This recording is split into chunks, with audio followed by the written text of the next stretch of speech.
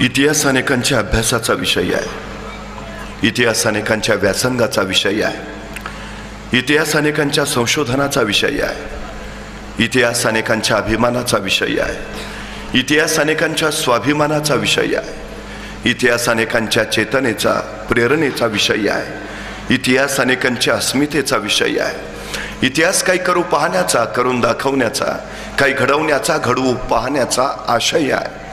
इतिहास विसरणारी माणसं इतिहास घडवू शकत नाहीत आणि इतिहास घडवणारी माणसं इतिहास विसरू शकत नाहीत। हा सगळ्यात मोठा इतिहास आहे। खरं तर जगाच्या पाठीवर सगळ्यात जास्त पुतळे आणि सगळ्यात जास्त स्मारक कुणाची असतील तर ती आहेत छत्रपती शिवाजी महाराजांची। एखादा महापुरुष गेल्यानंतर त्यांच्या कार्यकर्तृत्वाची स्मारक उभा राहणं हे स्वाभाविक आहे, पण एखाद्या महापुरुषाच्या जिवंतपणीच त्यांच्या कर्तृत्वाची स्मारक उभा राहत असतील तर ती त्या महापुरुषाच्या मोठेपणाची सगळ्यात मोठी साक्ष आहे। दक्षिण दिग्विजयाच्या निमित्तानं महाराज आंध्र प्रदेशला गेले। आंध्रातल्या त्या मुक्कामात महाराजांनी श्री शैल मल्लिकार्जुनचं दर्शन घेतलं। महाराजांनी मंदिरात दर्शन घेतलं आणि महाराज मंदिराच्या बाहेर आले। महाराजांनी मंदिराचा परिसर निहाळला। महाराजांच्या लक्षात आलं मंदिर देखणं आहे, मंदिर सुबक आहे, पण मंदिराला घाट नाहीयेत आणि महाराजांनी आंध्र प्रदेशच्या त्या मुक्कामात श्री शैल मल्लिकार्जुनच्या मंदिराचे सगळे घाट बांधून काढले। आतापर्यंत अनेक राजे महाराज आले गेले असतील, अनेकांनी ते मंदिर पाहिलं असेल, त्या मंदिराला घाट नाही ते अनेकांच्या लक्षात आलं असेल, पण ते घाट बांधावे असं वाटलं कुणालाही नाही। ते वाटलं फक्त छत्रपती शिवाजी महाराजांना। अर्थात नसते घाट बांधले तरी काही फारशी अडचण नव्हती। आताच्या भाषेत सांगता आलं असतं तो भाग कुठं माझ्या मतदारसंघात येतो, पण ही संकुचितता महाराजांकडे नव्हती। एक विलक्षण व्यापकता त्यांच्या ठाई होती। एके दिवशी महाराजांनी मंदिरात दर्शन घेतलं आणि मंदिराचं शिखराचं दर्शन घेण्यासाठी महाराज बाहेर आले। महाराजांनी बाहेर येऊन शिखराकडे पाहिलं आणि महाराजांच्या लक्षात आलं मंदिराच्या प्रत्येक कोपऱ्यावर एक गोपूर आहे, पण उत्तरेच्या बाजूचं गोपूर बांधायचं राहिलंय आणि महाराजांना वाटलं हे अपूर्ण राहिलेलं गोपूर बांधायला हवं, बांधायलाच हवं। महाराजांनी आंध्र प्रदेशचे काही मजूर बोलावले, त्यांना सांगितलं हे अपूर्ण राहिलेलं गोपूर बांधून पूर्ण करा, किती खर्च येईल? मजुरांनी रक्कम सांगितली। महाराजांनी तत्काळ पैसे दिले, गोपूर बांधून पूर्ण करा आणि महाराज पुढच्या मोहिमेला निघाले।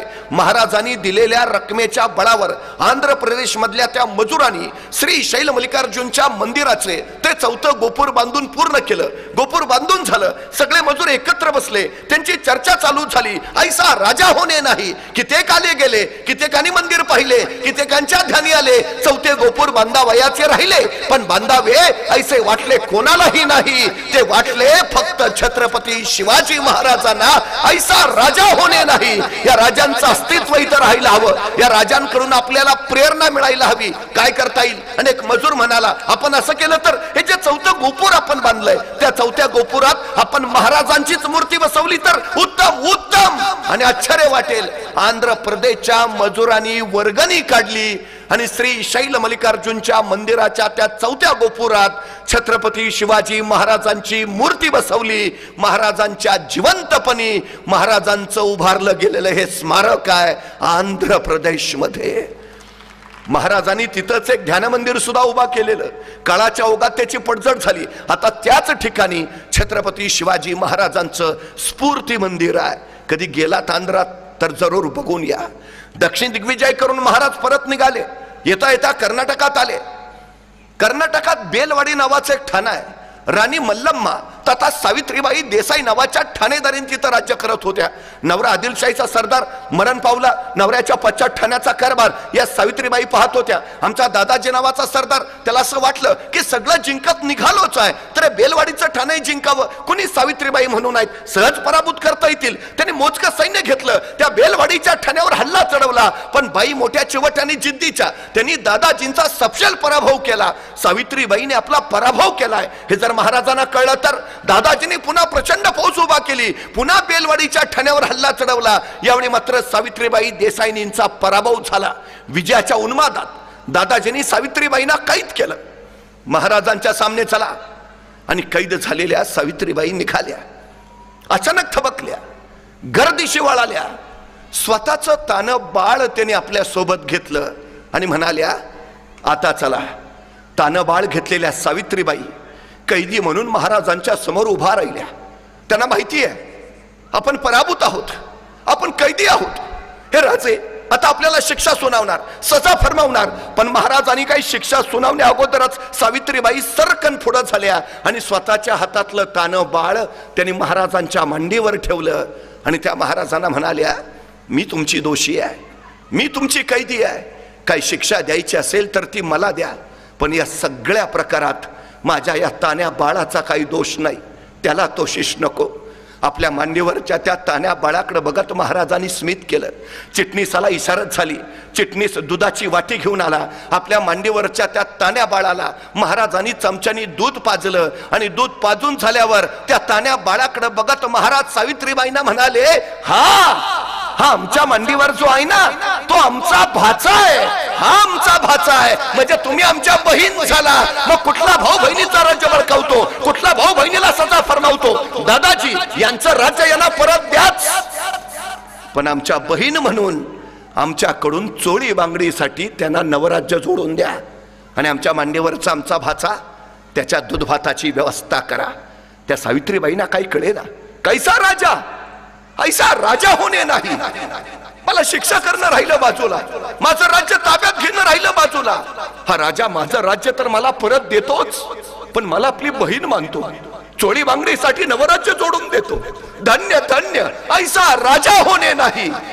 महाराजांची ही कीर्ती चिरंतन राहावी म्हणून या सावित्रीबाई देसाईंनी या प्रसंगाची 3 दगडी शिल्प तयार केली. म्हणजे महाराज बसलेत, त्यांच्या मांडीवर ते तानं बाळ आहे आणि शेजारी सावित्रीबाई देसाई उभा आहेत, अशी ती दगडी शिल्प. कधी कर्नाटकात गेलात तर धारवाड नावाचा जिल्हा आहे, त्या धारवाड जिल्ह्यात यादवाड नावाचं गाव आहे. त्या यादवाड गावात एक मारुतीचं मंदिर आहे आणि त्या मारुतीच्या मंदिरात सावित्रीबाई देसाईंनी कोरलेलं हे दगडी शिल्प आहे. महाराजांच्या जिवंतपणी महाराजांचं उभारलं गेलेलं हे पहिलं मंदिर आहे कर्नाटकमध्ये. महाराजांच्या कर्तृत्वाची अशी अनेक स्मारक तुम्हाला जागोजागी दिसतील. आताचं राजकारण भले अर्थकारणावर अवलंबून असेल, पण 350 वर्षापूर्वीचं महाराजांचं राजकारण मात्र मूल्यांवरच अवलंबून होतं. ही सगळ्यात महत्वाची वस्तुस्थिती आहे. त्यांच्या आयुष्यातल्या प्रत्येक प्रसंगातून महाराजांनी आम्हाला नवं मूल्य दिलं, नवा संस्कार दिला. 350 वर्षापूर्वी महाराज सांगतायत, मंदिर, मस्जिद, चर्च धक्का लावायचा नाही. आपल्या सैनिकांना स्पष्ट आदेश, परस्त्री माते समान बाई माणसाला हात लावायचा नाही. जगातला पहिला सर्जिकल स्ट्राईक महाराजांनी पुण्याच्या लाल महालात केला. शाहिस्ता खानाची बोटे छटली आणि वाऱ्यासारखे आलेले महाराज तीरासारखे निघून गेले. काही वेळानंतर लाल महालातला गोंधळ संपला आणि शाहिस्ता खानाची बेगम धावत धावत शाहिस्ता खानाकडे आली. हुजूर क्या हुआ, हमारी बेटी गायब है, हमारी बेटी गायब है हुजूर. त्यावेळी शाहिस्ता खान तिला म्हणाला, शिवाजी राजांची माणसं आपल्या पोरीला हात लावणार नाहीतच, पण जर चुकून तसं काही घडलं असेल बेफिक्र रहा, शिवाजी राजे पोटच्या लेकी सारखीच तिची काळजी घेतील. कोण बोलतंय? शाहिस्ता खा कट्टर वैरी. हे चारित्र्य, हेच राष्ट्राचं चरित्र झालं. काय होतो महाराजांकडं? ना सैन्य, ना संपत्ती, ना साधन, तरी महाराजांनी शून्यातून विश्व उभा केलं. हाताशी काही नसताना. म्हणजे राजे शून्यातून विश्व उभा करतात आणि आमच्याकडे मात्र सगळं रेडीमेड तयार असताना आमच्या हातून काही होत नाही.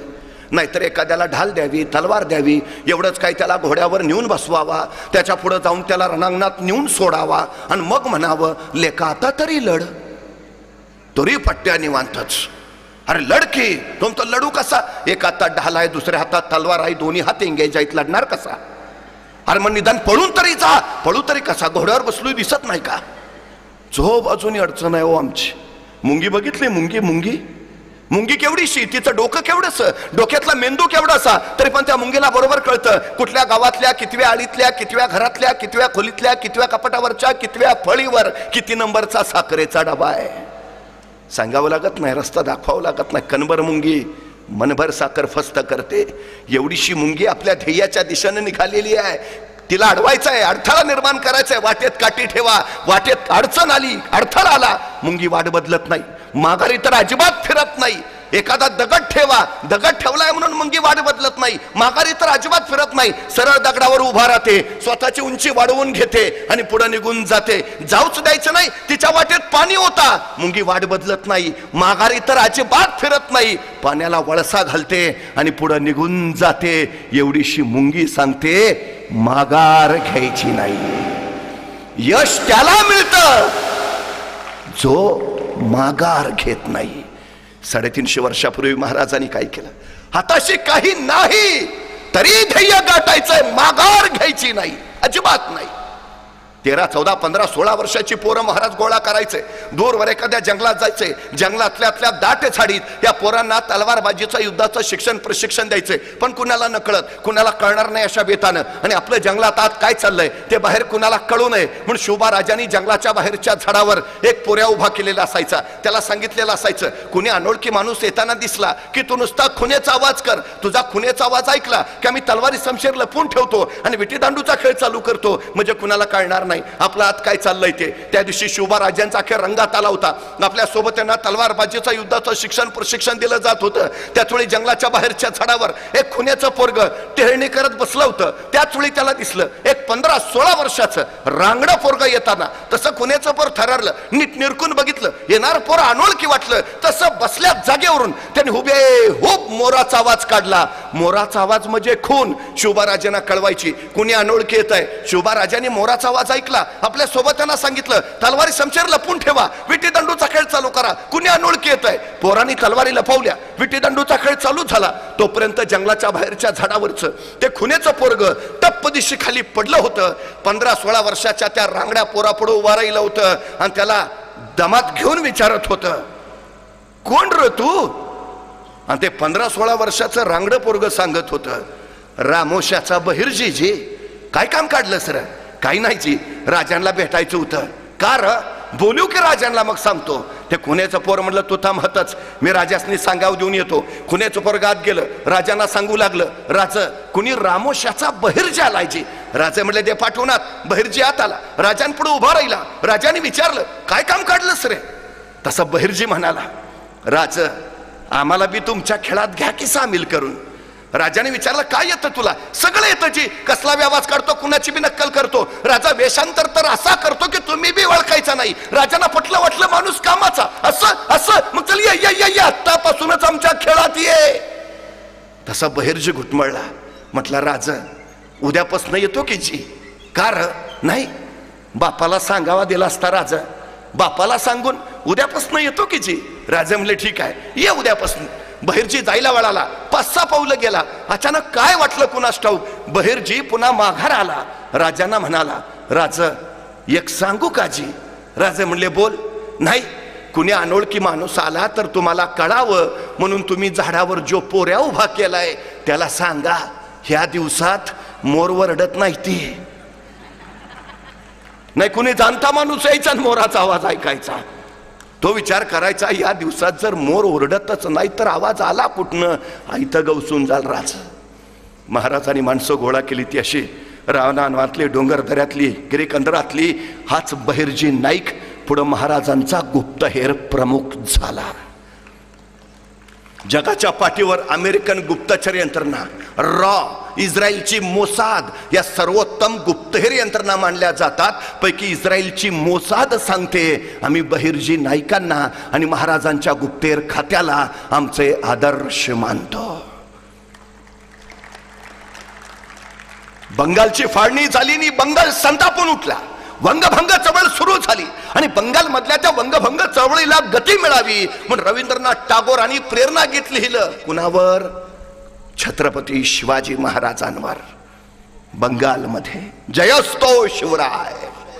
तामिळनाडूमध्ये जातीविरोधी चळवळ सुरू झाली आणि या जातीविरोधी चळवळीला गती यावी म्हणून तिथले तमिळ लेखक CN अण्णादुराई यांनी एक नाटक उभा केलं. कुणावर?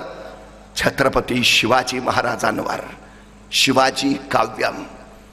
तामिळमधल्या या नाटकामध्ये छत्रपती शिवाजी महाराजांची भूमिका केली अभिनेते गणेश मूर्ती यांनी. त्या नाटकात त्यांनी छत्रपती शिवाजी महाराजांची भूमिका इतकी अप्रतिम केली की तमिळ सिनेसृष्टीनं त्यानंतर गणेश मूर्ती यांना कायमचं शिवाजी गणेशन हेच नाव दिलं. ज्यांनी शिवरायांचा अभ्यास केला तो शिवमय झाला, ज्यांनी शिवराय अनुभवले तो शिवमय. गणेश मूर्तींची शिवाजी गणेशन हीच ओळख झाली. कुचबहारच्या राजाची पत्र आहेत. आसामचा लचित बडफुकन सांगतो, मी शिवरायांचं मार्गदर्शन घेतो. छत्रसाल बुंदेलखंडातनं महाराजांची नोकरी करायला येतो. महाराज सांगतात, नोकरी कसले करता? जे आम्ही इथं केलं ते तुम्ही तुमच्या प्रांतात जाऊन करा. छत्रसाल बुंदेला महाराजांकडनं प्रेरणा घेतो, बुंदेलखंडात जातो, बुंदेलखंड स्वतंत्र करतो. औरंगजेबानं उभी हयात घालवली या सह्याद्रीशी धडका देण्यात. महाराजांचं स्वराज्य उद्ध्वस्त करणं हे स्वप्न होतं, त्याच आयुष्य खर्च घातलं त्यांनी. पण स्वराज्यच का? तिकडे इराणचा शाहबाज तसाच आहे, आदिलशाही तशीच आहे, निजामशाही तशीच आहे, कुतुबशाही तशीच आहे. ते घे ना, इराण घे, आदिलशाही घे, निजामशाही घे, कुतुबशाही घे, स्वराज्य का? औरंगजेबाने याचं उत्तर दिलंय. तो सांगतो, इराणचं राज्य शहाबाजचं आहे, विजापूरचं राज्य आदिलशहाचं, नगरचं निजामशहाचं, गोळकोंड्याचं कुतुबशहाचं. पण महाराष्ट्रातलं स्वराज्य कुणा राजा, सुलतान, सम्राट वा बादशाहांचं राज्य नाही, तर ते इथल्या रयतेचं राज्य आहे. आणि जिथं रयतेचं राज्य असतं तिथं माणसं मरायला आणि मारायला कधी मागं पुढं बघत नाहीत. आणि सगळ्यात मोठा धोका आहे तो हाय.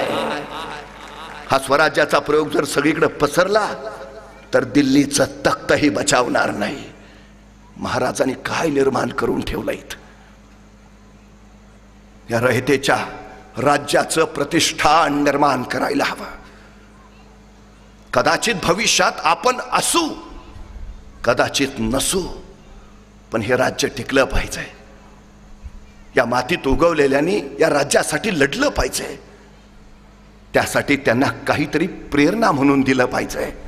आणि म्हणूनच महाराजांनी घोषणा केली, राज्याभिषेकाची घोषणा करण्यापाठीमागे 2-3 महत्वाची कारणं होती. एक, मोगल, आदिलशाही, निजामशाही, कुतुबशाही महाराजांना एका जहागीरदाराचा बंडखोर मुलगा समजत होती. आदिलशाही, निजामशाहीचे अंकित सरदार महाराजांना राजा मानायला तयार नव्हते. इतर शाहींशी तह करार करता येत नव्हते. महसुली व्यवस्थेत नियम कायदे आणता येत नव्हते. आणि त्याहून महत्वाचं, इथल्या रयतेला स्वतःचं राज्य हवं होतं, त्यांना स्वतःचा राजा हवा होता. आणि म्हणूनच महाराजांनी घोषणा केली, राज्याभिषेक. या भरतभूमीवर गेल्या 500 वर्षात कुणाचा राज्याभिषेक झाला नव्हता. आणि महाराष्ट्र भूमीवर तर शतकानुशतके इथं कधी राज्याभिषेकच घडला नव्हता. महाराजांनी ते अलौकिक कार्य घोषित केलं. महाराष्ट्र आनंदला. गेली हजारो वर्ष सह्याद्री ज्या क्षणांसाठी अचल राहिला होता, तो सह्याद्री थरारला. राष्ट्रभूमीला छत्रपती मिळणार. आणि महाराजांनी ठरवलं, राज्याभिषेक घडणार. मोरोपंतांना सांगितलं, मोरोपंत, स्वराज्यास राजधानी हवी, राजधानीवरच राज्याभिषेक घडेल. मग राजधानी कोणती? दुर्गेश्वर रायगड. पृथ्वीवर दौलताबाद गड चकोट खरा, पण रायगड त्याहून दशगुणी उंच. पावसाळ्यात कडियावर गवत उगवत नाही, ऐसा चकोट बिकट वाट माणूस गड चढू शकत नाही. आणि रायगड कैलासा इतकाच पवित्र, अजून तिथे कोणाचे रक्त सांडले नाही. तख्तास जागा हाच करावा. रायगड ठरलं, स्वराज्याची राजधानी रायगड. आणि रायगडावरचे 18 कारखाने महाराजांच्या राज्याभिषेकाच्या तयारीला लागले. रामजी दत्तो नावाचा स्वर्णकार महाराजांचं रत्नजडित 32 मणी स्वर्ण सिंहासन घडवू लागला. त्या सिंहासनाची तयारी पाहताना महाराजांनी विचारलं, मोरोपंत, एवढा खर्चिक राज्याभिषेक स्वराज्याच्या कोशागाराला तो पेलेल? आणि मोरोपंत म्हणाले, महाराज, असे आणखी 10 राज्याभिषेक करणे इतकं धन स्वराज्याच्या कोशागारात आहे. काय सामर्थ्य निर्माण केलेलं महाराजांनी. स्वराज्याचा अर्थसंकल्प कधीही तुटीचा नाही, तो कायम शिल्कीचा, कायम. महाराजांच्या स्वराज्याचा वचननामा काय आहे? हे राज्य कशासाठी आहे? आपण सत्ताधीश व्हावं यासाठी नव्हे, तर रयतेचे राज्य निर्माण व्हावं ही त्याच्या पाठीमागची धारणा आहे. या महाराष्ट्रात आज मितीस 450 किल्ले आहेत. पैकी 360 स्वराज्यात होते आणि पैकी 110 किल्ले महाराजांनी आपल्या 50 वर्षाच्या आयुष्यात बांधलेत. 50 वर्षात एक घर बांधून होत नाही आम्हाला, 110 किल्ले बांधले महाराजांनी.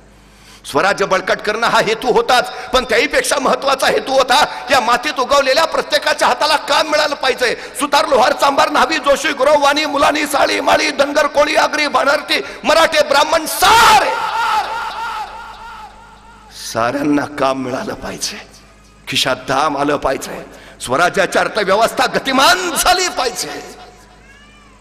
महाराजांनी इथल्या शेतकऱ्यांना जमिनी दिल्या, बियाणं दिलं, खतं दिली, बैल जोड्या दिल्या, सुभेदारांना सक्त आज्ञा, गावोगावीचा दौरे काढा, शेतकऱ्यांच्या अडचणी समजून घ्या, कोणास काही नसेल द्या, जैसे होईल तैसे रयत सुखी करा. स्वराज्य आर्थिक दृष्ट्या प्रचंड भरभराटीला, प्रचंड.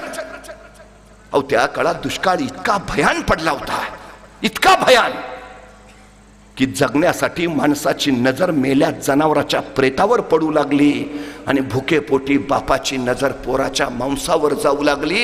इतकी भयान परिस्थिती. पण इतकी भयान परिस्थिती असतानाही छत्रपती शिवाजी महाराजांच्या काळात महाराष्ट्रातल्या एकाही शेतकऱ्यानं आत्महत्या केली नाही. हे शिवशाहीचं यश आम्हाला मानावंच लागेल. महाराजांनी मातीत नव्हे, मातीसाठी मरणारी माणसं तयार केली. हे इथलं सगळ्यात मोठं वैशिष्ट्य आहे, सगळ्यात मोठं. रायगडावर राज्याभिषेकाची तयारी चालू झाली, पण तत्पूर्वी महाराज रायगडावर प्रतापगडाकडे निघाले. महानमंगल आई तुळजाभवानीचं दर्शन घेण्यासाठी महाराज प्रतापगडावर पोहोचले. आई तुळजाभवानीला महाराजांनी सोन्याचं छत्र अर्पण केलं. तुळजाभवानी समोर सोन्याचं छत्र अर्पण करून महाराष्ट्र धर्मरक्षणाची शपथ घेतली आणि महाराज प्रतापगडावरून निघाले. तो हाच प्रतापगड जिथं महाराजांनी अफजल खानाचा कोतळा बाहेर काढला. महाराजांनी अफजल खानावर नव्हे तर रयतेच्या विश्वासावर विजय मिळवला. ही घटनाच लोकांमध्ये चैतन्य निर्माण करणारी ठरली. हो, आपण खान मारू शकतो, याचा अर्थ आपण राज्य उभा करू शकतो. रयतेचा विश्वास महाराजांच्या पाठीशी या प्रतापगडानं तर उभा केला.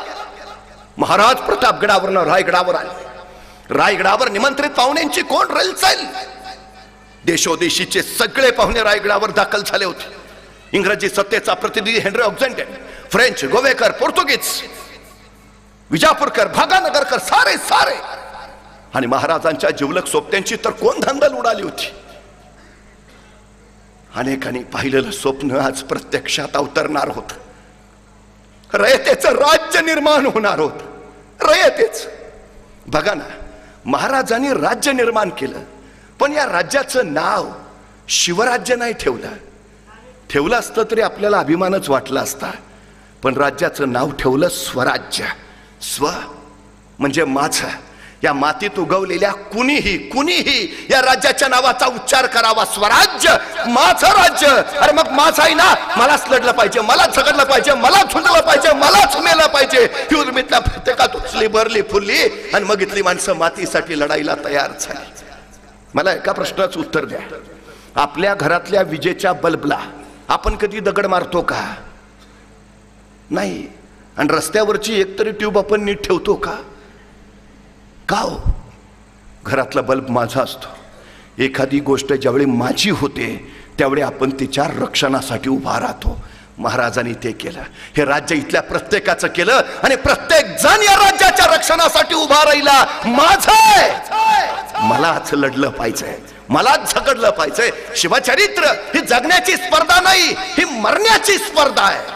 महाराज कुठली तरी मोहीम काढायचे आणि तानाजी म्हणायचा राज, शेवडावा आपला. तसे यसाजी म्हणायचं ताना, आम्ही आहे ना वाजून. तसे बाजी म्हणायचं यसाजी. कॉपसनं नंबर लावून बसलो का सर माग. ही मोहीम आपली, आपण जाणार, आपण लढणार, आपण मरणार. जगाच्या पाठीवरचा पहिला काळ आहे. इथं माणसं मरण्यासाठी स्पर्धा करतायत, मरण्यासाठी.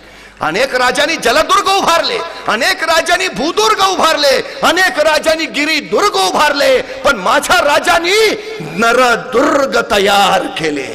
नरदुर्ग कुणी घ्यावं?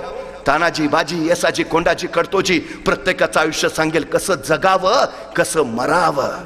नॅशनल कॅरेक्टर्स तयार केली महाराजांनी, राष्ट्रीय चारित्र्य घडवलं. राष्ट्राचं चरित्र म्हणून आज तेच रायगडावर स्थापन होत होतं.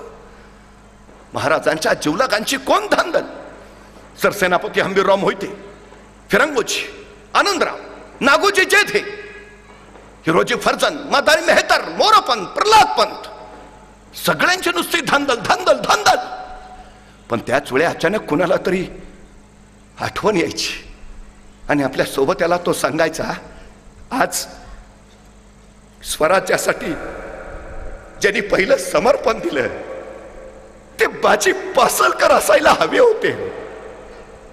ते कान्होजीचे ते नाईक देशमुख, ते आपले तान्हाजी. आज तान्हाजी असायला हवे होते रे. आपल्या पोराची लग्नाची पत्रिका घेऊन तानाजी महाराजांकडे आलेत. रायबाच्या लग्नाला यायचं बरं का, मात्र राजांची नजर कोंडाण्यावर. आणि राजे तानाजींना म्हणाले, तान्हा कोंडाणा घ्यायचं म्हणे आहे रे. आणि सरदेशी उठले तानाजी, हातातल्या पत्रिका फेकल्या. राजा आधी लगीन कोंढाण्याचं, मग रायबाचं. आणि पोराचं लग्न टाकून तानाजी कोंढाण्याचं लग्न करायला गेले. गेले गेले गेले असे गेले की रायबाचं लग्न करायला परतच नाही आले. मला राऊंड राऊंड प्रश्न पडतो, काय दिलं असेल महाराजांनी तानाजींना? का महाराज म्हणले असतील तानाजींना, तान्हा तेवढा कोंडाणा घ्या, मग पंचायत समितीच्या तिकिटाचं तुमचं बघतो. काय काय दिलंय, काय दिलंय हो?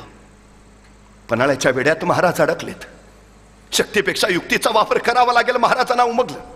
आणि नव्यानं स्वराज्यात आलेल्या, नुकतीच ओळख झालेल्या, हुबहू आपल्यासारख्या दिसणाऱ्या शिवा काशीदला महाराजांनी बोलावणं धाडलं. शिवा येताच झाला आणि महाराज म्हणाले, शिवा, हे शिवा, आमचं रूप घेशील? ए शिवा, सिद्धीच्या भेटीला जाशील? होय रे शिवा, मरायला तयार होशील?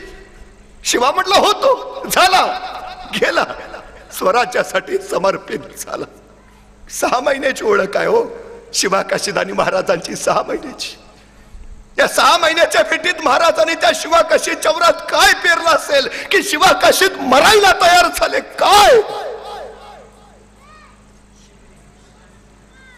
त्याच पन्हाळ्यावरनं विशाळगडाच्या रोकरा निघताना गजखिंडीत पोहोचल्या बाजी प्रभूंना जाणीव झाली शत्रू पाठलागावर आहे. आणि बाजी प्रभू महाराजांना म्हणाले, राजे निमी फौज घेऊन आपण पुढे निघा, निम्या फौजनिशी आम्ही येथे झुंजितो. राजे म्हणले, नाही बाजी, सगळे सोबत लढू. नाही राज, लाख मेले तरी चालतील, लाखाचा पोशिंदा वाचला पाहिजे. राजा निघा. आपल्या बांधाल फौजेसही बाजी प्रभू त्या गजखिंडीत झुंजत राहिले, कडाडत राहिले. जाऊन सांगा त्या यमाला, जोपर्यंत राजे विशाळगडावर पोहोचल्याचे तोफांचे आवाज आमच्या कानावर पडत नाहीत तोपर्यंत हा बाजी प्राण सोडणार नाही. राजे पोहोचल्याचे आवाज झाले आणि शीर तुटले, बाजी कोसळले. गजखिंड पावनखिंड झाली. असंख्याने समर्पण दिलं, असंख्याने. ते सूर्याची, ते रामची, किती नावं घ्यावी.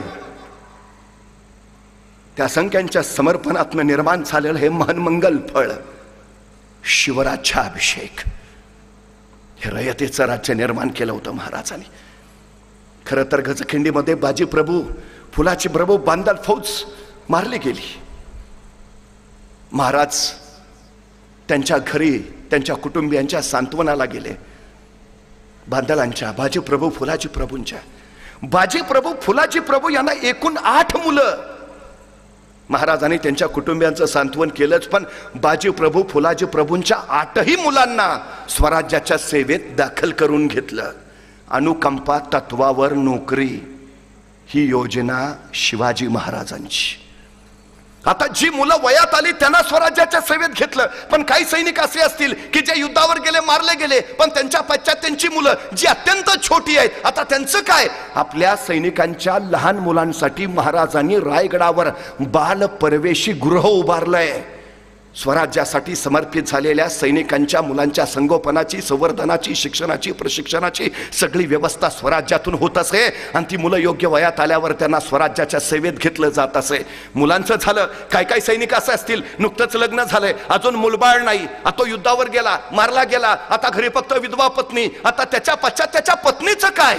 350 वर्षापूर्वी महाराजांनी आपल्या सैनिकांच्या विधवा पत्नींसाठी फॅमिली पेन्शनची योजना आणली आहे. त्याच्या विधवा पत्नीला पेन्शन किती मिळेल तेही ठरलंय. तो सैनिक शेवटच्या युद्धात मारला गेला त्यावेळी त्याला जेवढा पगार होता त्या पगाराच्या निम्मी रक्कम त्याच्या पत्नीला आयुष्यभर पेन्शन म्हणून दिली जायची. पत्नीचं झालं, पण काही सैनिक असे असतील लग्नच झालं नाही, अगदी कोहळा तोरण पोर, युद्धावर गेला, मारला गेला, आता घरी फक्त त्याच्या वृद्ध माता पिता. आता त्याच्या पश्चात त्यांचं काय? आपल्या सैनिकांच्या वृद्ध माता पित्यांसाठी महाराजांनी अडीशेरी नावाची योजना आणली आहे. दरमहा सैनिकाच्या वृद्ध माता पित्यांना 2.5 शेर धान्य स्वराज्यातनं दिलं जायचं. पोरांपासून थोरांपर्यंत साऱ्यांची काळजी घेणारं हे राज्य होतं स्वराज्य. या स्वराज्याला आज अधिष्ठान मिळत होतं शिवराज्याभिषेकाच्या रूपाने. सारे सारे सारे आनंदित त्यासाठीच तर. राज्याभिषेकापूर्व धार्मिक विधी सुरू झाली. पाहता पाहता धार्मिक विधी एक एक एक एक एक पार पडले जाऊ लागले. 4 जून एकादशी उजाडली.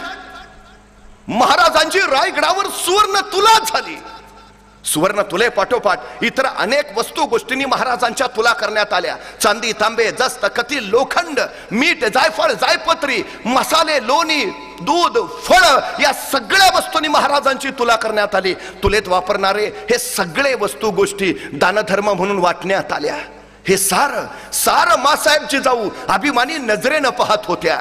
शहाजी राजे आणि त्यांचं हे संकल्पित होतं ते आज प्रत्यक्षात येत होतं.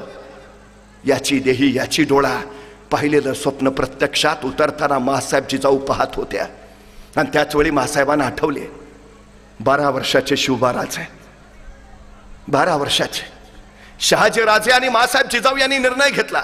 थोरले पुत्र संभाजी राजे शहाजी राजांबरोबर बेंगलोरातच राहतील, ते कर्नाटकात राज्य विस्तार करतील. आणि धाकटे पुत्र शिवबाराजे मासाहेब जिजाऊंच्या सोबत पुण्यात येतील आणि ते महाराष्ट्रात राज्य उभा करतील. ठरल्यानुसार थोरले पुत्र शहाजी राजांबरोबर तर धाकटे पुत्र शिवबाराजे वय वर्ष 12 मासाहेबांबरोबर पुण्याकडे जायला निघाले. आपला 12 वर्षाचा पुत्र पुण्याकडे निघाला आहे. एका पित्यानं आपल्या या पुत्राला जातेवेळी काय द्यावं? आमचा मुलगा जर कुठे निघाला तर आम्ही काय देतो? डबा, वेळेवर खा, फारच काळजी असेल तर आई सांगते नीट जा नीट ये, अधिकची काळजी असेल तर आई म्हणते बसमध्ये बसताना मधल्याच सीटवर बस. बाळ म्हणतं का? नाही, पुढनं कुणी ठोकलं तरी तू सुरक्षित, मागणं कुणी धडकलं तरी तू सुरक्षित, बाळा तू जगला पाहिजे. मग 12 वर्षाचे शिवबाराजे निघालेत.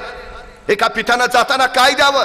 ध्येय दिलं, स्वप्न दिलं, महत्वाकांक्षा दिली. स्वतः शहाजी राजांनी संस्कृत मधून तयार केलेली मुद्रा आपल्या 12 वर्षाच्या पुत्राच्या हाती सोपवली. काय होता मुद्रेत? प्रतिपच्च चंद्र लेखेव वर्धिष्णू विश्ववंदिता शाह सुनो शिवसैषा मुद्रा भद्राय राजते. एक पिता आपल्या 12 वर्षाच्या पुत्राला काय सांगतोय? प्रतिपदेच्या चंद्राच्या कलेप्रमाणे तुमचं राज्य वाढत जाईल आणि एक दिवस ते विश्वाला वंदनीय होईल. पुत्र अजून बेंगलोरातच आहे, पुण्यात जायचं आहे, स्वराज्याला सुरुवात व्हायची आहे. त्याच्या आधीच पित्याला खात्री राज्य उभा राहणार. शहाजीराजे असं नाही म्हटले, नाही तुम्हाला जमेल का? तुम्ही कराल का? तुमच्याच्याने होईल का? सवालच नाही, जमणारच. मी वारंवार सांगतो, आमच्या पोरांच्या चुका काढण्यापेक्षा त्यांचं कौतुक करायची संधी शोधा, म्हणजे पोरं इतिहास घडवतील. ते केलं शहाजी राजांनी. ते 12व्या वर्षी आपल्या पित्यानं दिलेली हीच मुद्रा रायगडावर राज्याभिषेक प्रसंगी महाराजांनी आपली छत्रपती म्हणून अधिकृत मुद्रा घोषित केली. प्रतिपच्च चंद्र लेखेव 12व्या वर्षी पित्यानं दिलेली मुद्राच महाराजांची अधिकृत मुद्रा झाली छत्रपती म्हणून. आणखी काय दिलं होतं शहाजीराजांनी? छोटं मंत्रिमंडळ दिलं होतं. उद्या तुम्हाला तुमचं स्वतःचं मंत्रिमंडळ उभा करायचं आहे. कोण खात्री आहे, कोण विश्वास?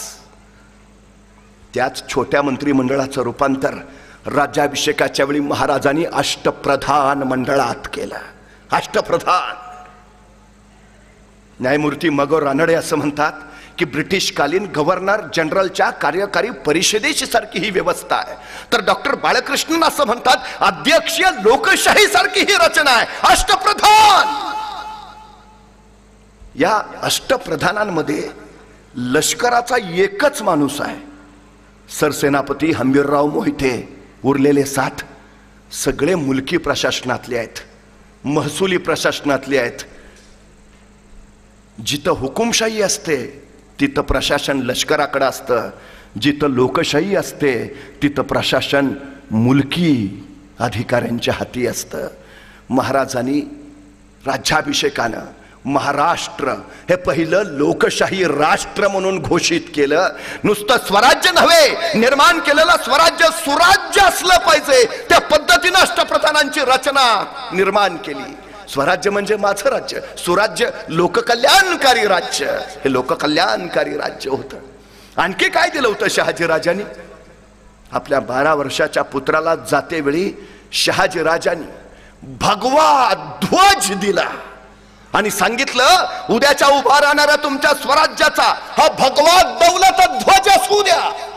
पण त्याच वेळी शहाजीराजांनी सांगितलं पण ध्यानी घ्या शिवमहाराजे, हा भगवा पेलणं कुणालाही शक्य होत नाही. मनगटात रग आणि छातीत धग असावी लागते त्यासाठी. कारण हा भगवा साधा नाही, हा भगवा प्रभू श्री रामचंद्रांचा आहे, हा भगवा भगवान श्रीकृष्णांचा, हा भगवा रामकृष्ण हरी म्हणत वारीला जाणाऱ्या वारकऱ्यांचा, हा भगवा हर हर महादेव म्हणत रणांगणावर उतरणाऱ्या धारकऱ्यांचा, हा भगवा शौर्याचा पराक्रमाचा, भगवा त्यागाचा समर्पणाचा. राजे हा भगवा भगवा फडकत राहू द्या.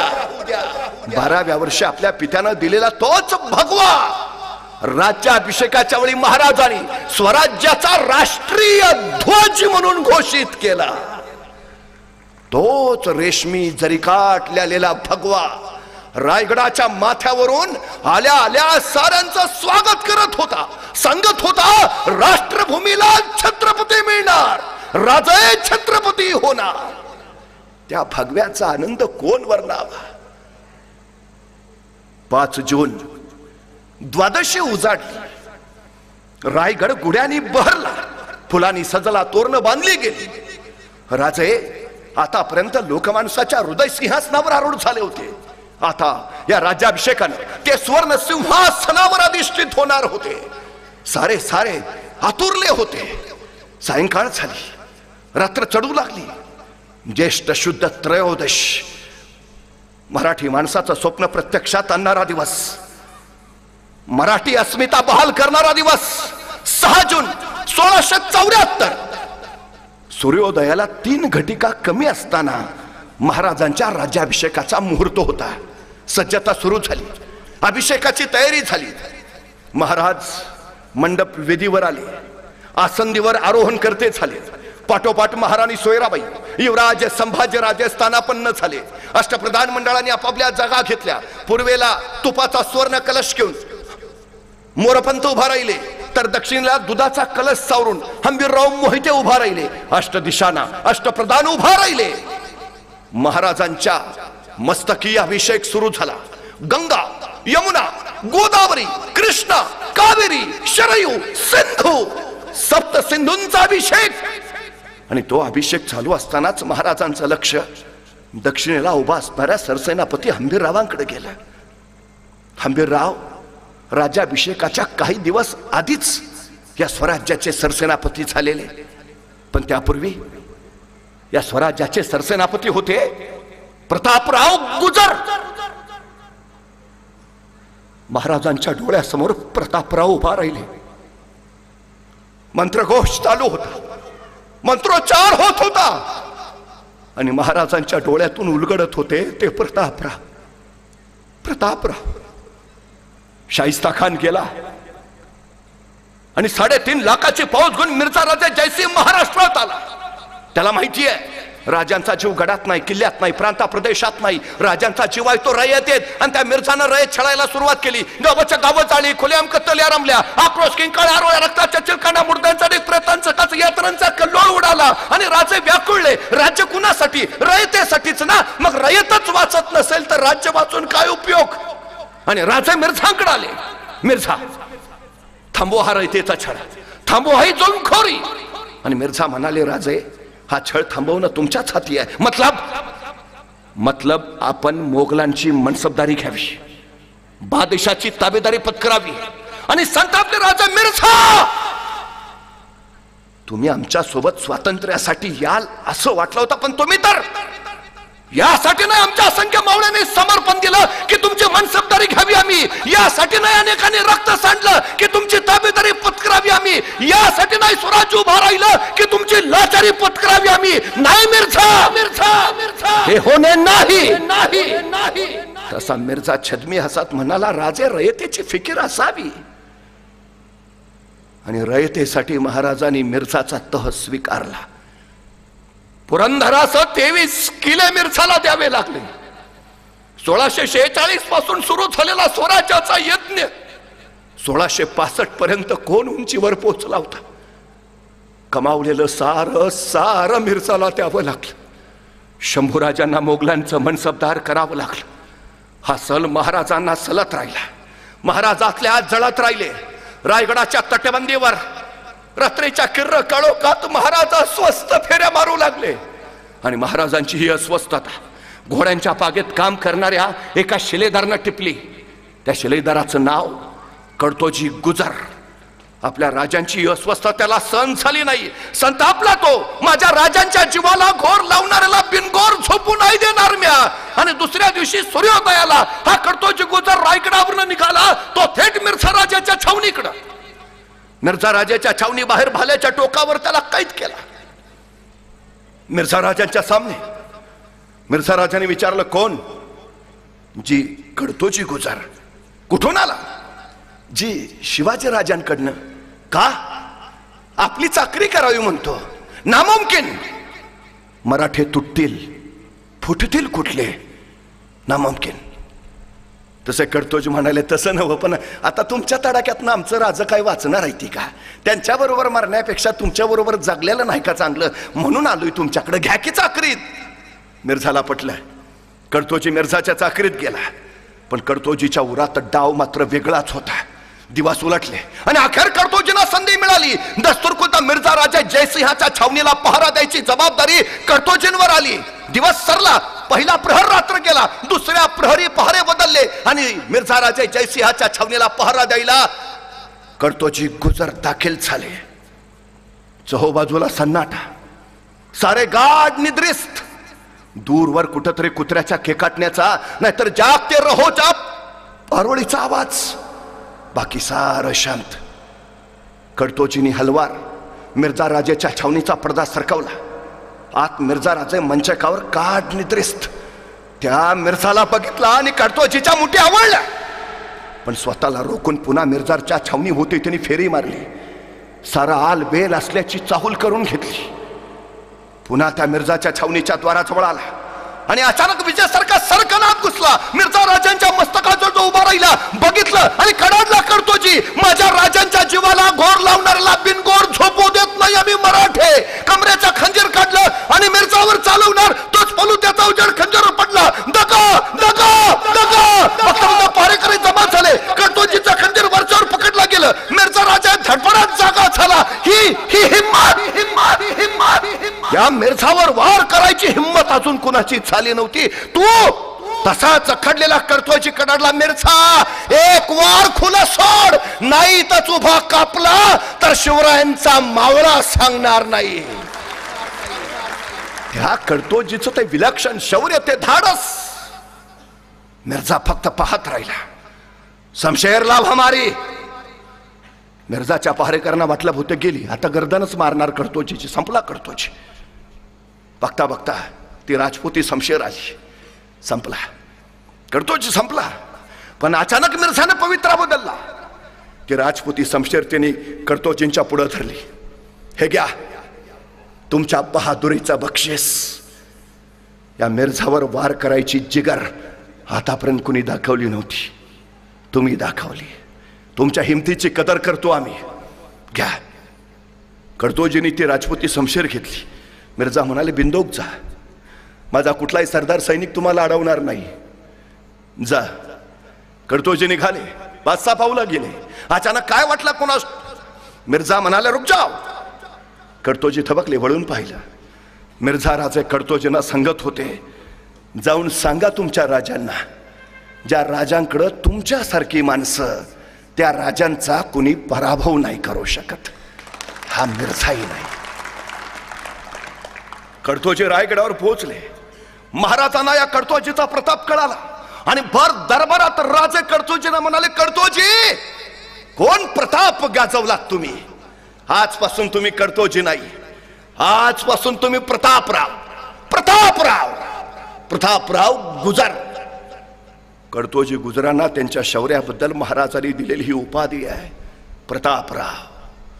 स्वराज्यासाठी सगळ्यात जास्त युद्ध खेळलेला सेनापती, स्वराज्याचा तब्बल 8 वर्ष सलग सरसेनापती राहिलेला हा महाराजांचा सरसेनापती, सगळ्यात जास्त प्रांत जिंकून देणारा सरसेनापती. राज्याभिषेकाची तयारी सुरू झाली आणि महाराजांनी सरसेनापती प्रतापराव गुजरांना सांगितलं, औरंगजेब हा राज्याभिषेक उद्ध्वस्त करणारच, राज्याभिषेक निर्धोक पार पडावायला हवा. प्रतापराव, स्वराज्याच्या सीमा बिंदोक करा, सुरक्षित करा. राज्याभिषेक सुरक्षित आणि सुखरूप पार पडला पाहिजे आणि महाराजांचा राज्याभिषेक सुखरूप पार पडावा यासाठी सरसेनापती प्रतापराव गुजर स्वराज्याच्या सीमेवर दौडत राहिले. आणि त्याच वेळी स्वराज्यात आला होता बेहलोल खान पठाण. उमराणीला प्रतापरावांची भेट झाली आणि प्रतापरावाने असा तडाखा दिला, तो बेहलोल खान महिनाभर कोंडला, जखडला. अखेर बेहलोल खान पठाण प्रतापरावांना शरण आला. चूक झाली, परत इकडे फिरकणार नाही. एक वेळ धर्मवाद द्या, एक वेळ. आणि भोळ्या प्रतापरावांनी सला करून त्या बेहलोल खान पठाणाला सोडून दिला.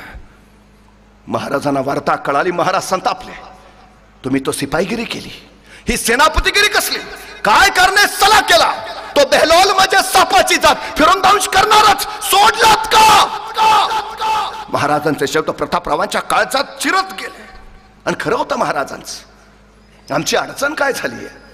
आमच्या हिंदुस्थानचे राजे म्हणजे उदार, दयाळू, शत्रूलाही माफ करणारे आणि सोडून देणारे. त्या मोहम्मद घौरीनं किती वेळा हल्ले केले भारतावर, हिंदुस्थानवर. पृथ्वीराज चव्हाणांनी त्यांचा 2 वेळा पराभव केला आणि 2 वेळा पराभव करूनही पृथ्वीराज चव्हाणांनी मोहम्मद घौरीला सोडून दिला. जाओ, कोई बात नाही. 3ऱ्या वेळेला मोहम्मद घौरी आला, त्यांनी पृथ्वीराज चव्हाणांचा पराभव केला. त्यांनी मात्र पृथ्वीराज चव्हाणांना सोडून नाही दिला, संपवलंच. वास्को दी गामा कलिकत बंदरात उतरला, कोझिकोड माताचं केरळमधलं. तिथल्या झमोरीन राजाने त्याचं स्वागत केलं. ज्यांनी स्वागत केलं त्यालाच कैद केलं, कलिकत ताब्यात घेतलं. पण या परंपरेला छेद दिला तो महाराजांनी. मातृभूमीवर आक्रमण करायला आलेला अफजल खान फाडला आणि महाराजांनी सांगितलं, या भूमीवर परत कोणी आक्रमण करायला येईल, फाडलाच जाईल. दया, उदारमतवाद अजिबात नाही, अजिबात नाही. पण प्रतापरावाने तेच केलं. महाराज संतापले त्यासाठी आणि महाराजांचंच खरं झालं. अवघ्या काही दिवसातच बेहलोल खान पठाण परत स्वराज्यावर चाल करून आला आणि संतापलेल्या महाराजांनी प्रतापरावांना खरमरीत पत्र लिहिलं, त्या बेहलोल खानाचं मस्तक छटल्याशिवाय आम्हास तोंड दाखवू नका. आणि महाराजांचे शब्द प्रतापरावांचं काळीच पुरतं चाळीत केले. रायगडावर राज्याभिषेकाची तयारी सुरू आहे. अशा वेळी सरसेनापती रायगडावर असायला हवेत. आणि महाराज सांगतायत, त्या बेहलोलचं मस्तक छटल्याशिवाय तुम्ही आम्हास तोंड दाखवू नका. आतल्या हात प्रतापराव चढत राहिले. महाराजांचे बोल त्यांच्या कानात घुमत राहिले, आम्हास तोंड दाखवू नका. प्रतापराव दौडत राहिले बेहलोल खानाचा पाठलाग करत. कोल्हापूर जिल्ह्यात गडिंग्लज तालुक्यातल्या सामनगडाच्या पायथ्याशी प्रतापराव गुजरांचा तळ पडला होता. दिवस थंडीच, शेकोटी ढणणत होती आणि त्याच वेळी हेर धावत आला. राव राव राव राव रावटून उभा राहिले. राव, निस्त्रीच्या खिंडीत बेहलोल खानाचा तळ पडलाय राव.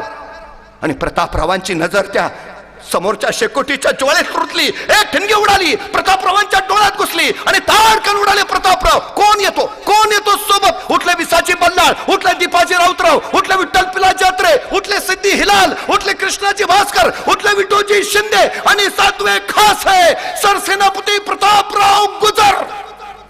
7 घोड्यांवर मान पडली, टाचा मारल्या आणि दौडत राहिली घोडी नेसरीच्या दिशेनं. वेडात मराठे वीर दौडले 7. नेसरीच्या खिंडीच्या तोंडाशी हे 7 वीर फुरफुरणाऱ्या घोड्यासहित उभा होते. समोर होता बेहलोल खानाचा सेना समुद्र आणि दक्षिणेच्या टेकडीवर होती बेहलोल खानाची छावणी. प्रतापरावांच्या कानात परत महाराजांचे शब्द घुमले, त्या बेहलोलचं मस्तक छटल्याशिवाय आवाज तोंड दाखवू नका. आणि हर हर महादेवचा जागर झाला. एकमेकांना इशारती झाल्या आणि टाचा मारला. घोडी सुसाट सुटली त्या सेना सागरात. तुफान कापाकापी चालू झाली. शौर्याचं वादळ फळ. निद्रिस्त बेहलोल खानाचं सैन्य जाग झालं. तलवारीला तलवारी भिडू लागल्या. अफाट शौर्याचं वादळ. प्रतापरावांचं लक्ष होतं दक्षिणेकडे. बेहलोल! प्रतापरावांची ती क्रुद्ध नजर बेहलोलने बघितली. थरारला बेहलोल. आपल्या सगळ्या सैनिकांना सजग सावध करत या 7 वीरांवर तुटून पडायला सांगितलं. शौर्याचं वादळ बेफाम गरजत राहिलं. खालून आगवर आग आग बाजूनी समशेर उसळली सहस्त्र क्रूर इमानी. गर्दीत लोपले 7 जीवते मानी. खगसात जळाले अभिमानी वनव्यात. वेडात मराठे वीर दौडले 7. बळ तोकडं पडलं बेहलोल खानाच्या त्या अफाट सैन्यापुढं. दिव्यावर पतंगानं झडप मारावी तशी त्या सेना सागरावर झडप मारलेले हे 7 वीर मारले गेले. मातीत पडलेले प्रतापराव, त्यांच्या श्वासानं ती माती उंच उडाली आणि उंच उडाल्या मातीला प्रतापराव सांगत राहिले, सांगा माझ्या राजांना, हा प्रतापराव गेला पण नुसता मातीत नाही गेला, मातीसाठी मेला. मातीत मरणारे काही असतात पण मातीसाठी मरणारे फक्त मराठे असतात हे सांगत गेला. एक धगधगता अध्याय संपला. तो दिवस होता आजचा महाशिवरात्रीचा. रायगडाच्या महादेवाला या 7 बिल्वदलांनी आपल्या रक्ताचा अभिषेक घातला. महाशिवरात्रीच्या दिवशी या स्वराज्याला स्वतःच्या रक्ताचा अभिषेक घालणारे प्रतापराव महाराजांच्या डोळ्यासमोर उभा राहिले. प्रतापराव, या स्वराज्याला तुमच्या रक्ताचा अभिषेक झाला म्हणून तर छत्रपती म्हणून हा सप्तसिंधूंचा अभिषेक आमच्या मस्तकावर होतोय. प्रतापराव, तुम्ही आज असायला हवे होता. प्रतापराव, मंत्रोघोषामध्ये राजांवर सप्तसिंधूंचा अभिषेक झाला. मग समुद्र जलाचा अभिषेक. मध्यान रात्र झाली. महाराजांना सुहासनीने ओवाळलं. महाराजांनी शुभ्र वस्त्र परिधान केली, स्वर्ण अलंकार घातले, शस्त्रांची पूजा केली. कट्यार, तलवार, धनुष्यबाण महाराजांनी धारण केले. आई भवानीला, मासाहेब जिजाऊना, उपस्थित जनांना महाराजांनी वंदन केले आणि महाराज राजसभेच्या दिशेने निघाले. राजसभेच्या सुशोभित प्रवेशद्वारावर स्वर्णलंकार धारण केलेले 2 बलाढ्य हत्ती आणि 2 पांढरे शुभ्र अश्व, 4 पातशाया पालत्या घालून त्यावर नूतन सृष्टी उभारणाऱ्या महाराजांच्या स्वागतासाठी सज्ज होते. महाराज आत आले. त्या राजसभेच्या मध्यात एक सुबक लांबरुंद चौथरा, त्याच्यावर आणखी एक चौथरा, त्याच्यावर अष्टस्तंभी मेघडंबरी आणि त्या मेघडंबरीत रत्नजडित 32 मणी सुवर्ण सिंहासन. मराठी अस्मिता बनणार, मराठी अभिमान झालेलं ते स्वर्ण सिंहासन. ते स्वर्ण सिंहासन पाहिलं आणि महाराजांना आठवलं, हे सिंहासन तयार करायचं काम चालू होतं. त्यावेळी राजे मासाहेबांना म्हणाले, मासाहेब, सिंहासनच तयार करायचं झालं तर एवढं मोठं सिंहासन तयार करा की आमच्या सगळ्या मावळ्यांना त्याच्यावर बसता आलं पाहिजे. एक शिवराय छत्रपती नाहीत होणार मासाहेब, या मातीत उगवलेला प्रत्येक जण छत्रपती असेल. हे राज्यात साऱ्यांच, साऱ्या 18 पगड जाती धर्मांच. महाराज त्या सिंहासनाकडे निघाले. सुवर्ण गुरजाप घातलेले गुरजापदार महाराजांच्या पाठीशी अष्टप्रधान पटोपाठ येत असलेले. त्या सुवर्ण सिंहासनाच्या डाव्या बाजूला मासाहेब जिजाऊ राजस्त्रिया, तर उजव्या बाजूला अष्टप्रधान आणि नातेवाईक. सिंहासनाच्या पाठीमाग स्वर्णांकित भाल्याच्या टोकावर अधिकार दर्शकांनी राजसत्तेची चिन्ह झळकत होती. स्वर्णमस्य, मोरचल, समपातळीत लोंबणारी सोन्याच्या तराजूची पारडी, अश्वदल, आरमार, न्यायाची ही प्रतीक. खरं तर आधुनिक न्यायशास्त्राचा जन्म आत्ता झाला, पण हेनरी ऑक्झेंडन लिहितो महाराजांच्या स्वर्ण सिंहासनाच्या पाठीमाग निपक्ष न्यायाची ग्वाही देणारं समपातळीत लोंबणाऱ्या सोन्याच्या तराजूची पारडी होती. हे राज्य साऱ्यांना निपक्ष न्याय देईल. निपक्ष न्यायाचं राज्य उभारलं महाराजांनी. 350 वर्षापूर्वी महाराजांनी राज्य उभारल्यावर पहिला विचार केला, या भूमीमध्ये राज्य नव्हते असं नाही. विजयनगरचं साम्राज्य होतं, देवगिरीचं राज्य होतं, उद्ध्वस्त झालं. आपणही राज्य उभा केलंय, कदाचितही नाही, हे स्वराज्य चिरंतन राहिलं पाहिजे. म्हणूनच महाराजांनी पहिला विचार केला, स्वराज्याला धोका कुठून? आणि महाराजांच्या लक्षात आलं, महाराष्ट्राला धोका जमिनीवरनं नाही, महाराष्ट्राला धोका समुद्रावरनं आहे. परवा मुंबईवर 26/11चा दहशतवादी हल्ला झाला आणि मग आम्हाला कळलं महाराज म्हणत होते ते खरं होतं. आणि म्हणूनच महाराजांनी सम्राट चंद्रगुप्तानंतर हिंदुस्थानात स्वतःचं पहिलं आरमार उभा केलं. कधी भारतीय नौदलात गेलात तर नौदलाच्या प्रवेशद्वारावरच लिहिलंय, भारतीय नौदलाचे जनक छत्रपती शिवाजी महाराज. केवळ आरमाराचे नव्हेत, नेव्हीचे नव्हेत, मर्चंट नेव्हीचे जनक छत्रपती शिवाजी महाराज. त्या काळात महाराजांनी आंतरराष्ट्रीय कीर्तीची 5 ते 6 बंदरं उभारलेली, जिथून मराठ्यांचा व्यापार युरोप, इराण, तुर्कस्तान पार मस्कत पर्यंत चालत होता. स्वराज्याची अर्थव्यवस्था व्यापाराच्या माध्यमाने महाराजांनी गतिमान केली. मसाल्याच्या पदार्थाचे व्यापार हे स्वराज्य मोठ्या जोमात करत होतं. पण आरमार उभा केलं. आता आरमार उभा केलं की आरमाराला जहाजं हवीत, तोफा हव्यात, दारुगोळा हव्यात. तत्कालीन काळात जहाजं इंग्रजांकडनं घ्यावी लागायची, तोफा पोर्तुगीजांकडनं, दारुगोळा डचांकडनं. महाराजांनी विचार केला, इंग्रज आज जहाजं देत आहेत, पोर्तुगीज आज तोफा देत आहेत, डच आज दारुगोळा देत आहेत, पण उद्या हे सगळं देणं याने बंद केलं तर. आणि महाराजांच्या लक्षात आलं, जी माणसं दुसऱ्याच्या खांद्यावर उभा असतात ती केव्हाही ढासळतात, जी माणसं स्वतःच्या पायावर उभा असतात त्यांना कोसळण्याचा धोका नसतो. स्वराज्य स्वतःच्या पायावर उभा राहिलं पाहिजे, ते स्वयंपूर्ण स्वावलंबी झालं पाहिजे, ते आत्मनिर्भर मेड इन इंडिया असलं पाहिजे. सगळं इथं इथं इथं तयार झालं पाहिजे.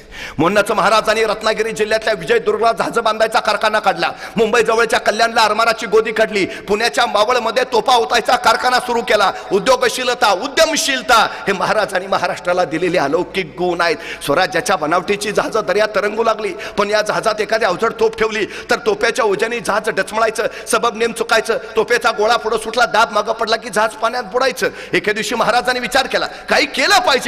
विचार करून महाराज कल्याणच्या कारखान्यात गेले, आपल्या सगळ्या कामगारांना गोळा केलं. मी सांगतो तसं जहाज तयार करा, मी सांगतो तसं. महाराजांनी सांगितलं, असं असं असं, तसं तसं जहाज तयार झालं. तत्कालीन काळात पाण्यावर अत्यंत जलद गतीनं पाळणार, किती ओझं ठेवलं तरी न डचमळणार, तोफेचा गोळा पुढे सुटला, दाब मागं पडला तरी पाण्यात न बुडणार, असं विलक्षण जहाज महाराजांनी निर्माण केलं. ज्या इंग्रजांकडनं जहाजं विकत घ्यावी लागायची त्या इंग्रजांनी महाराजांना पत्र पाठवलं, तुम्ही तयार केलेलं जहाज आम्हाला विकत देता का? महाराजांनी त्या जहाजाचं नाव ठेवलं संगमरी तथा संगमेश्वरी जहाज. निर्माण इथं केलं महाराजांनी. आता आमची अडचण आहे हो, फेसबुक ते निर्माण करणार, आमची पोरं टाइमपास. व्हॉट्सअप ते निर्माण करणार, आमची पोरं टाइमपास. सगळ्यात मोठी अडचण आहे आमची, सगळ्यात मोठी. आम्ही काय निर्माण करतोय? आणि त्यातून सगळ्यात मोठी अडचण काय माहिती आहे? हल्ली आमच्या पोरांकडे जिज्ञासा नावाचा गुणच राहिला नाही. आमच्या पोरांना प्रश्नच पडत नाहीत. इथं शिक्षक असतील तर ते सांगतील, हल्ली वर्गात पोरं प्रश्नच विचारत नाहीत. प्रश्न न विचारायची 2च कारणं असतात. 1 सगळं येतंय, आणि 2 काहीच येत नाही. सगळ्यात महत्वाचा गुण आहे जिज्ञासा, सगळ्यात. महाराजांकडे हा गुण आहे. हे निर्माण का केलं याचं कारण हा गुण जिज्ञासा. मला कधी कधी बरं वाटतं, बरं झालं ते सफरचंदाच्या झाडाखाली न्यूटनच बसला होता. ते सफरचंद खाली पडलं आणि त्याला प्रश्न पडला, सफरचंद खालीच का पडलं, आणि मग गुरुत्वाकर्षणाचा शोध लागला. बरं झालं सफरचंदाच्या झाडाखाली न्यूटनच बसला होता. आपल्यातला एखादा बसला असता तर, आणि पडलं असतं सफरचंद खाली, काय प्रश्न पडला असता त्याला. बरं झालं मी असतानाच पडलं. दुसरा प्रश्न, बरं झालं आणखी कुणी नाही, अकेले अकेले खाएंगे. आणि जर एखाद्याला प्रश्न पडलाच सफरचंद खालीच का पडलं, आणि त्यानं विचारलं वडिलांना, बाबा सफरचंद खाली का पडलं, बाबा म्हणणार खा ना मुकाट्यानं, का डोक्याला ताप देतो, हाय ते व्याप कमी आहेत का. संपला आमचा न्यूटन सफरचंदाच्या झाडाखालीच. जिज्ञासा तुम्हाला प्रश्न विचारला प्रेरित करते, प्रश्न तुम्हाला उत्तर मिळवायला प्रेरित करतात, उत्तर तुम्हाला माहिती देतात, माहिती तुम्हाला ज्ञान देते, आणि ज्ञानातून तुम्ही निर्माण करता.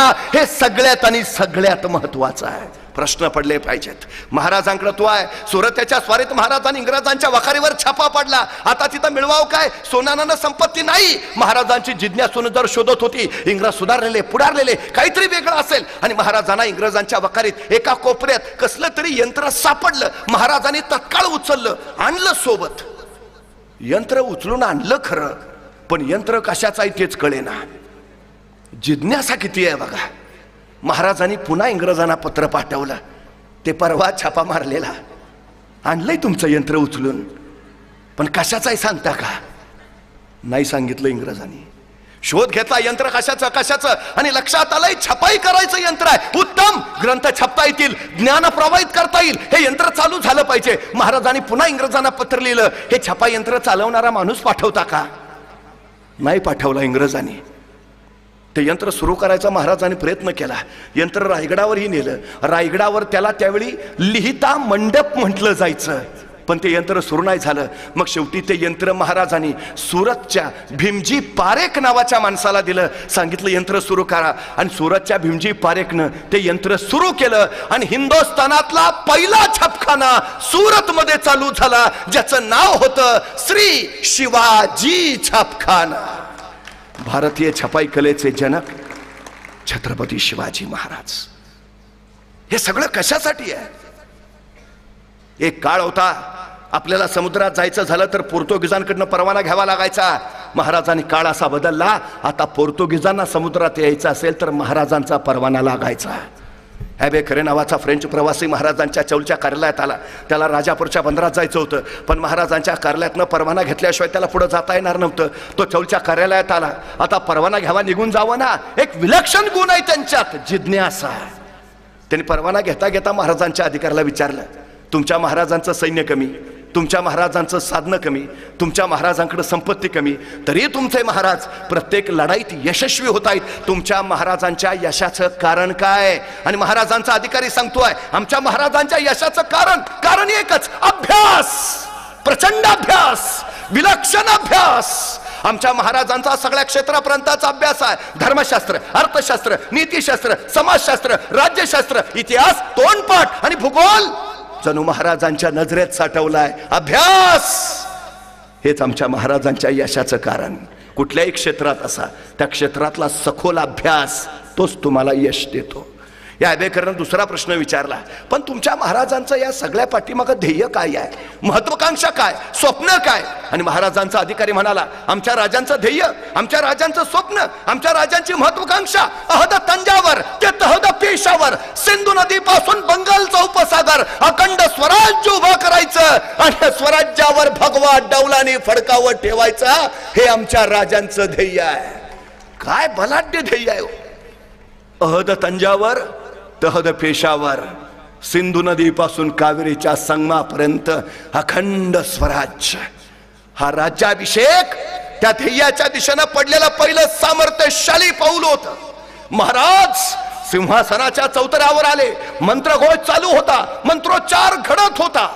महाराज पायऱ्या चढून वर आले, गागाभट्ट पुढे झाले. सिंहाचा मुखवटा असलेला सुवर्ण राजदंड त्यांनी महाराजांच्या हाती दिला.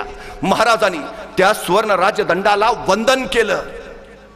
सिंहासनाकडे पाहिलं, उजवा गुडघा टेकून महाराज सिंहासनापुढे नतमस्तक झाले आणि पदस्पर्श न करता महाराजांनी सिंहासनारोहण केलं. महाराज सिंहासनावर वीरासनात बसले. मंत्रघोष थांबला. गागाभट्ट पुढे झाले. मौल्यवान जडावाचे, मोतिलक झालराचे सुवर्ण छत्र त्यांनी महाराजांच्या मस्तकी धरले आणि गागाभट्टांची किलकारी घुमली. गणपती, गजाश्वपती, सुवर्ण रत्न श्रीपती, अष्टावधान जागृत, अष्टप्रधान वेष्टित, राजनीती धुरंधर, प्रौढ प्रताप पुरंदर, क्षत्रिय कुलावतंस, सिंहासनाधीश्वर महाराजाधिराज श्री छत्रपती शिवाजी महाराज की. आणि हजारो मुखातून जय ध्वनी निनादला. जय जयकार झाला. नौबती कडाडल्या. चौघडे गरजू लागले. रायगडाच्या माथ्यावरच्या तोपा धडाडू लागल्या. भगवा संगत राहिला. राष्ट्रभूमीला छत्रपती लाभला. या मुलांच्या पातशाहीमध्ये एक मराठा एवढा पातशाह झाला. ही गोष्ट काही साधी झाली नाही. बखरखाराने त्याचे वर्णनही केले. महाराजांनी याच वेळी राजव्यवहार कोशाची निर्मिती केली. छत्रपती नावाची नाणी पाडली. शिवशक चालू केला. शेतकऱ्यांचं, कास्तकारांचं लोककल्याणकारी राज्य उभा राहिलं. भेदभाव रहित असणार, साऱ्यांना सोबत घेऊन चालणार, स्त्रियांना प्रतिष्ठा देणार, गुलामगिरी संपवणार लोककल्याणकारी स्वराज्य. महाराजांची नगारखान्यापासून जगदीश्वराच्या मंदिराकडे ऐरावतावरनं मिरवणूक सुरू झाली. स्वर्ण, चांदी, रुपयाची फुलांचा वर्षाव महाराजांवर होऊ लागला. ऐरावताच्या सुवर्ण अंबारीत बसलेले महाराज त्यावेळी तिथं उपस्थित असणाऱ्या हेनरी ऑक्झेंडरनं बघितले आणि त्याला प्रश्नच पडला. रायगड दुर्गम, मुंगीला चिरता येत नाही. इतका बिकट, माणूस गड चढू शकत नाही. तिथं एवढा मोठा बलाढ्य हत्ती महाराजांनी गडावर आणलाच कसा? आणि खरं आहे बरं, रायगड अजून चढता येत नाही माणसांना. सगळी रोपवेनच जातात. इतका बिकट आहे अजून. त्या हेनरी ऑक्झेंडरला प्रश्न पडलाय, मग त्यावेळी हे दोन बलाढ्य हत्ती महाराजांनी गडावर नेहलेच कसे? त्याला अजून उत्तर मिळालं नाही. 1662 साली शहाजीराजे महाराष्ट्रात आले. त्यावेळी येतानाच हत्तीची 2 छोटी पिल्ल घेऊन आले. ती पिल्ल असतानाच गडावर नेली. ती मोठीच गडावर झाली. त्यामुळे मोठा हत्ती गडावर न्यायचा विषयच नाही आला. हेनरी ऑक्झेंडर भेटला तर त्याला तेवढं सांगून टाका, बाबा असं असं झालंय. पण 1662ला शहाजीराजांना माहिती आहे या रायगडावर राज्याभिषेक होणार आहे आणि होणाऱ्या छत्रपतींची विजयी मिरवणूक काढण्यासाठी ऐरावताची गरज भासणार आहे. 1662 सालीच हत्तीची पिल्ल गडावर. सामान्य लोकांकडे दृष्टी असते आणि नेतृत्वाकडे दूरदृष्टी. ती शहाजीराजांकडे होती. शहाजीराजांकडे 50 वर्षाचं महाराजांचं आयुष्य पूर्ण नियोजित आहे. पूर्ण. तुम्ही काम किती करता याला महत्व नसतं. तुम्ही काम कसं करता हे महत्वाचं नाही. तुम्ही तुमच्या कामाचं नियोजन कसं करता हे महत्वाचं. 50 वर्षाचं आयुष्य आहे महाराजांचं. पण या 50 वर्षाच्या आयुष्यातला एकही घटना असा नाही, एकही प्रसंग असा नाही की ज्याचं महाराजांनी नियोजन केलं नाही. अहो ते जाऊ द्या, आईच्या गर्भात असतानाच ज्यांच्या आयुष्याचं नियोजन ठरलंय असे महापुरुष जर या सृष्टीत कोण जन्माला आले असतील तर ते आहेत छत्रपती शिवाजी महाराज. स्वराज्य हाच ध्यास आणि स्वराज्य हाच श्वास. महाराजांनी ते स्वराज्य संस्कार आम्हाला दिले. त्या स्वराज्याचं सुराज्य करायची जबाबदारी आमच्यावर. छत्रपती शिवाजी महाराजांची मूल्य संस्कार तुमच्या माझ्या आचरणात रुजवूया आणि महाराजांना अपेक्षित असलेलं हे स्वराज्य उभा करूया. धन्यवाद.